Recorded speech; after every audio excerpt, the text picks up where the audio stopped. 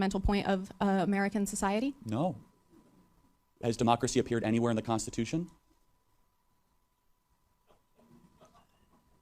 I mean, that is genuinely a valid point.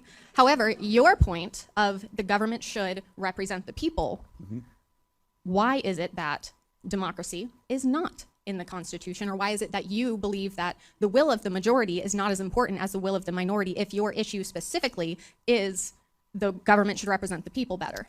Good question. So we believe in the Electoral College. Why? Because Kansas deserves a voice. Because Missouri deserves a voice. And it's the most important way I could distill it is the union we have is the states created it, the federal government didn't create it.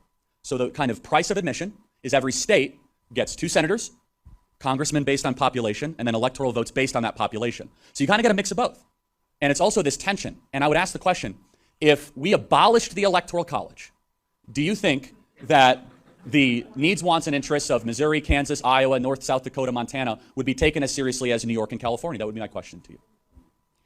Do you believe that some citizens are more valuable than others? Because in our current system, some people's votes hold more sway than others. Because people in like Wyoming, who have smaller populations, have more say than places like here in Missouri and Kansas. Why is this acceptable if it's, again, your issue is the will of the people? Because we're not a democracy. So a democracy is simple majoritarianism.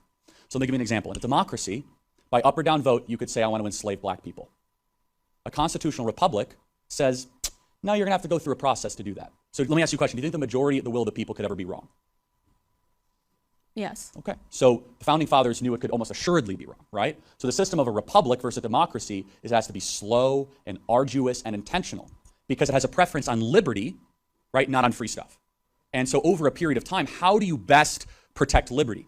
Well, you got to spread over all the representation over space and time, right? So you do it over a lot of states, a lot of square miles, a lot of acreage, and it takes a lot of time to take over the federal government, right? You have to win an election, and then an election, and election. It's not impossible. We eradicated slavery. We gave women the right to vote. So it's possible to get change done. But the founding fathers were less concerned about getting progress done really quickly, and they were more concerned with the government doing bad stuff too quickly.